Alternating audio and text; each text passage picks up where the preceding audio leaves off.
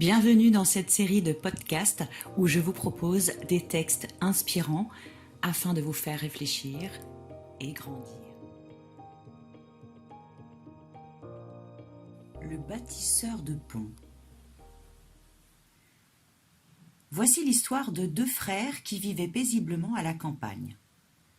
Ils travaillaient ensemble à la même ferme en parfaite harmonie. Puis un différend apparut entre eux au sujet d'un malheureux malentendu. Ce désaccord se creusa jour après jour jusqu'à créer un fossé profond entre les deux frères qui s'entendaient si bien auparavant. Un jour, un vagabond qui cherchait du travail frappa à la porte du frère aîné. Il lui offrit de se faire des réparations en échange d'être nourri. « Oui, j'ai du travail pour toi. Regarde, de l'autre côté de ce ruisseau. C'est la maison de mon cadet. Il y a quelque temps, il m'a offensé gravement. Je veux lui montrer que je ne veux plus de lui. Près de ce ruisseau, entre nos habitations, je veux que tu construises un mur afin de lui montrer qu'il n'est plus le bienvenu chez moi. »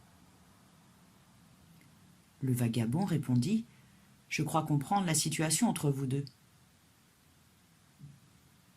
Les deux hommes réunirent ensemble le bois nécessaire à la construction, puis le frère aîné partit en voyage, laissant le vagabond travailler seul. 12 jours plus tard, l'aîné revient chez lui. Le travail était déjà terminé. Mais quelle surprise!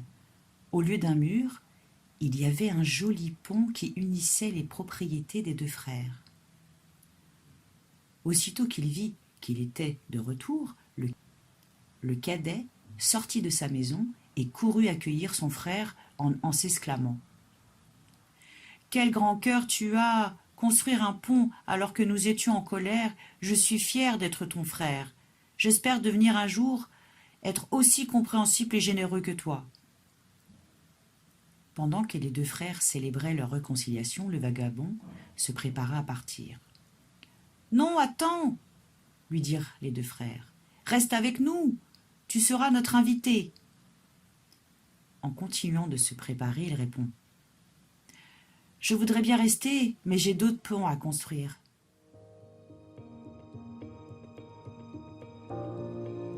Je suis Aurore Le Breton, sophrologue spécialisée dans la gestion du stress et du sommeil, et j'accompagne les femmes dévouées à leur travail à reprendre soin d'elles afin qu'elles soient actives tout en étant sereines.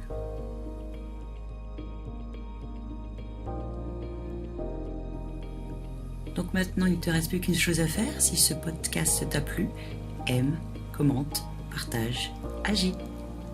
À très bientôt.